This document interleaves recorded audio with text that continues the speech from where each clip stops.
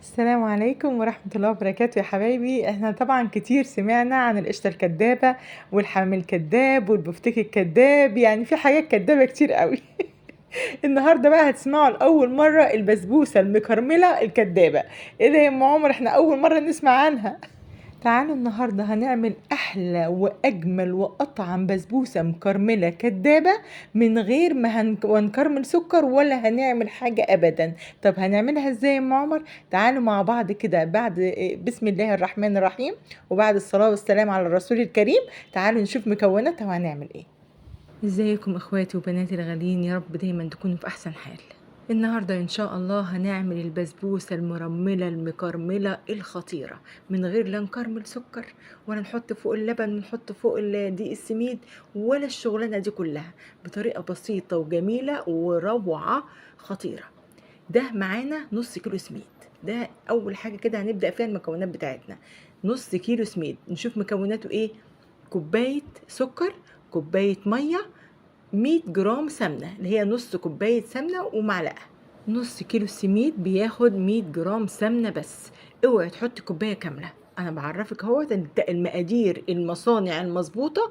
البسبوسة اللي بتجيبيها من افخم المحلات وبتقولي النهاردة انا اكلت بسبوسة، هاكلك النهاردة بسبوسة او هوريك طريقة بسبوسة. بصي جنان. طب فين بقى الكرملة يا ام عمر؟ هو ده بديل الكرملة. دي معلقتين لبن بودر على نار هادية كده شمعة، تفضلي تقلبي فيه وخلي بالك لانه حساس جدا. يعني تخلي بالك انت تقلبي تقليب مستمر لحد ما ياخد معاك اللون ده اللي هو البني الفاتح، لا هو غامق ولا هو فاتح قوي، بنقول عليه اللون الجملي. دي كوبايه ونص من الكوبايه، من نفس الكوبايه اللي هي وراها دي. دي كوبايه ونص سكر. ده بقى الشربات، اول حاجه هنبدا بيها هي الشربات. هنحطه على النار كوبايه ونص سكر، عليهم كوبايتين ميه من نفس المعيار. الكوبايه اللي ورا مالكوش دعوه بالكوبايه اللي انا بعاير بيها اللي بايدي، انا اصلا معايره بالكوبايه اللي ورا فيها، اللي هي مع جنب السمنه والدقيق السميد دي، على عصره ليمونه. وهنحطها على النار غلوه واحده. انا عايزه ميه بسكر سخنه بس كده، مش يعني مفيش في الشربات بتاع البسبوسه اي افتكاسات خالص. كوبايه ونص سكر عليهم كوبايتين ميه، عصره ليمونه، على النار غلوه واحده وتطفي عليه ميه سخنه مسكره بس. هنا بقى هنبدأ نعمل البسبوسة بتاعتنا. شوفوا البساطة والسهولة اللي مش محتاجة منك أي مجهود. هنحط نص كيلو السميد في قلب البولة بتاعتنا، هنحط عليه اللبن البودر اللي احنا مدينه لون كده على النار. بصوا بصوا اخد لنا اهو، ولسه كمان بقى لما يتعجن هتشوفوا اللون، ولسه لما يستوي هيبان اكتر واكتر. دي معلقتين جوز هند، انت عايزه تحطيهم حطيهم، مش عايزه تحطيهم ما تحطهمش. انا ما يعني بحب جوز الهند في البسبوسه والبسيمه والحاجات دي، انا بحبها. ريحه ملح كده شعره اهي، سنه ملح بسيطه. هنحط السمنه بتاعتنا، هنديها بس خفيفه كأننا بنعمل القرص اللي هي الخمره، يعني مش الكحك المبسوس اللي هو الناعم، لا. يا دوبك بس دي السميد يتبل معاكي ويبقى عامل معاكي زي الرمل المبلول كده اهو. بصي انا مش عايزه بس ايه انك اتكلم كتير عشان ما تتضايقوش، بس انا والله كل الموضوع ان انا عايزه اوضح لكم وافسر لكم نقطه نقطه احنا نعمل ايه عشان ان شاء الله باذن الله الحاجه تطلع معاكي احسن حاجه وتفرحي بيها وتدعي لنا دعوه حلوه كده من قلبك الجميل يا قمر.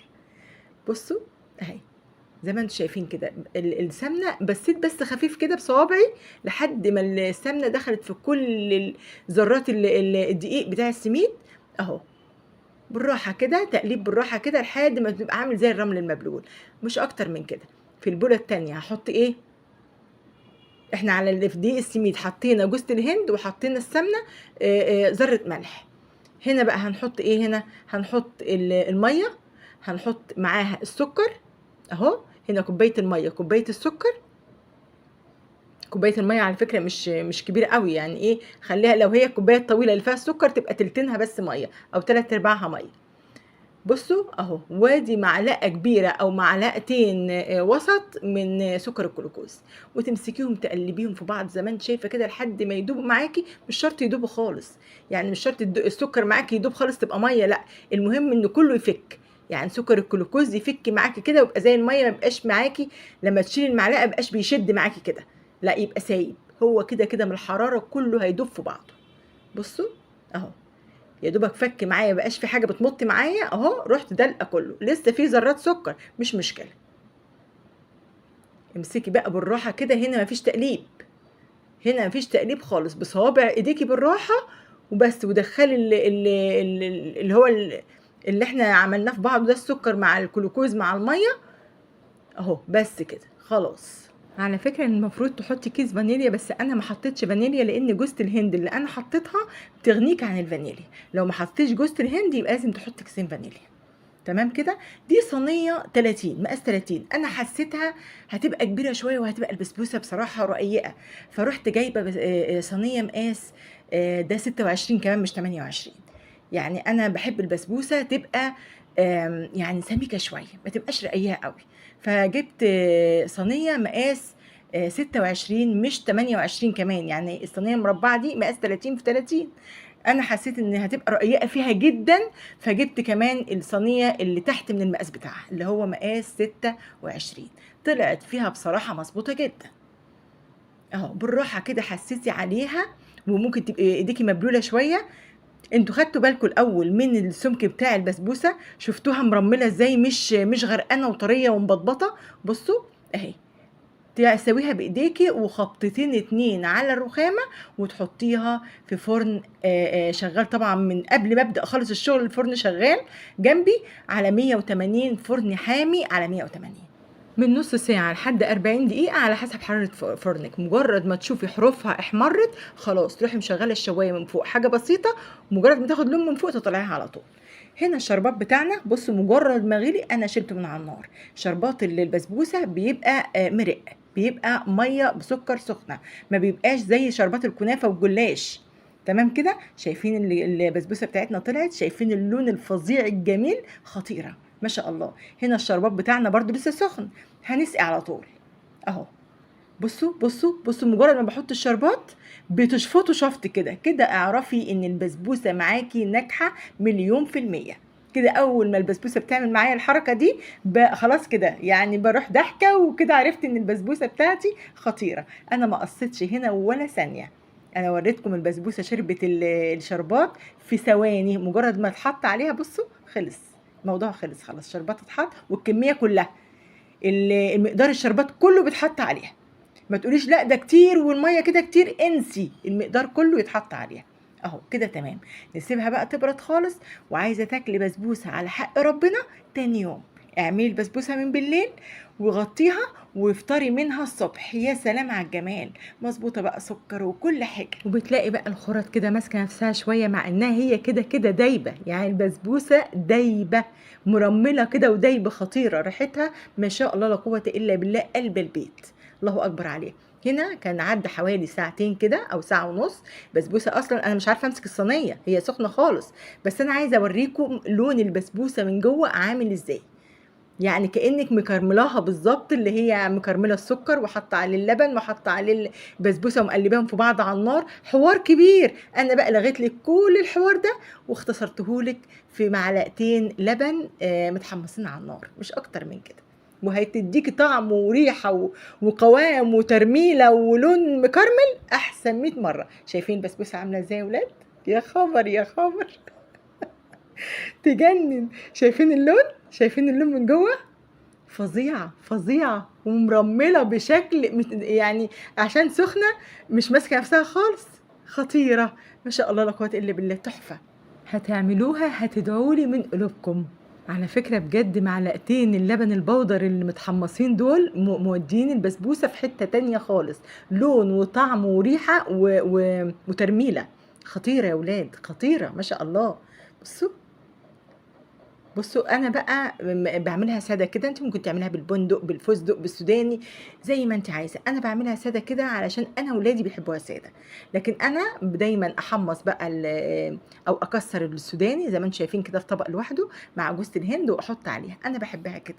لكن ما اقدرش ارش عليها كلها كده، لو رشيتها عليها كلها محدش هياكل لان هم بيحبوها ساده.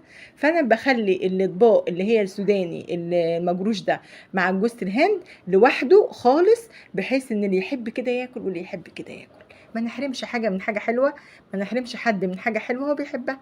هنبدا بقى نهنج اهو البسبوسه عامله تاثير جامد. هنا بقى أنا باقول لكم إن أنا أقدر أحط السوداني والجوز الهند وكله على وشها ونقطّع وتبقى الخُرَط كلها واحد، بس أنا والحاج بس اللي بنحبها كده، وباقي الولاد بيحبوها سادة، فأنا باسيبها زي ما هي كده، وباخلّي الأطباق دي للي حابب يحط على القطعة بتاعته. وبابا برضو نفس النظام، والحاج بيحب عليها زبيب، انا ماليش في الزبيب قد كده. بابا برضو لازم اغرقها له سوداني وجوز هند، وبابا بيموت في البسبوسه بتاعتي، بيعشق كل حاجه انا بعملها له بجد والله العظيم، خصوصا البسبوسه، يعني بيحب البسبوسه بتاعتي جدا.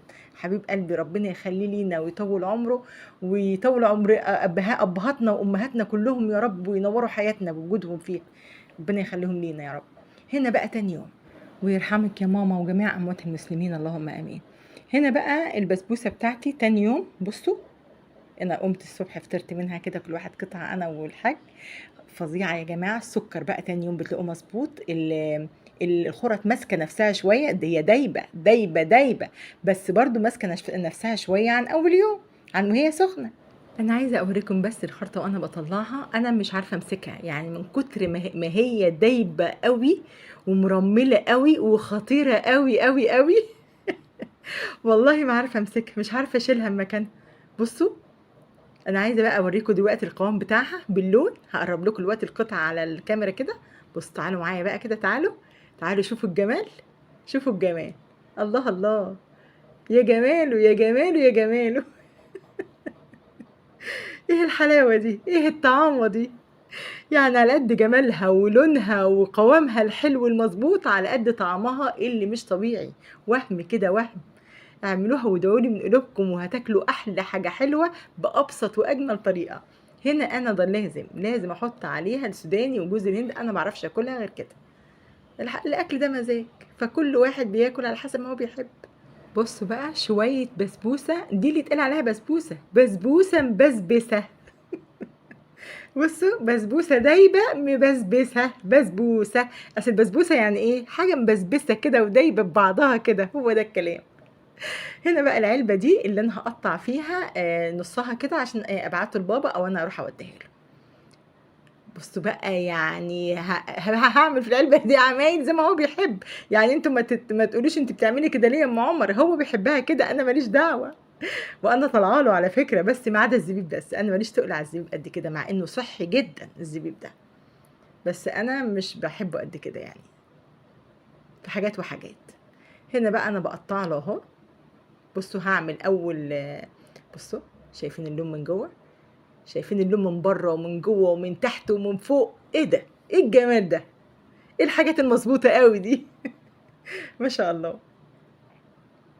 هنا برسله الجزء الاولاني زي ما انتم شايفين كده، وبروح مغرقها له اهو، اللي هي جوز الهند والسوداني اهو، وهروح حاطه فوقها كمان جزء، وهعمله بنفس الطريقه.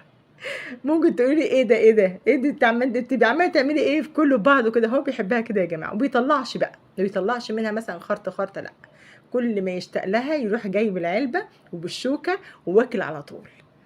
اقول له يا بابا طب هات طبق صغير وحط فيه مثلا يقول لا، هي دايبه وهي جميله وانا بحبها كده.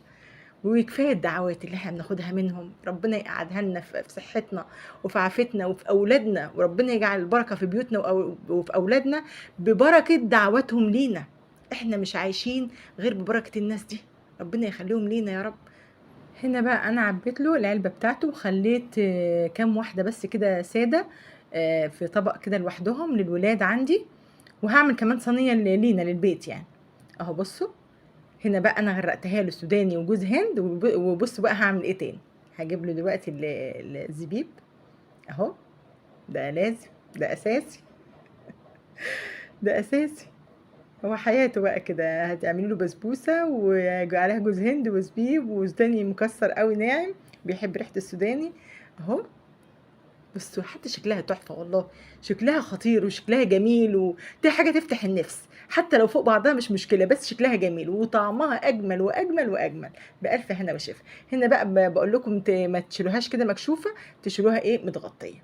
صدقوني يا حبايبي والله العظيم الحاجات دي بتفرق في حياتنا وفي صحتنا وفي البركة في بيتنا وفي رزقنا وفي البركة في أولادنا وفي مستقبلهم في كل شيء.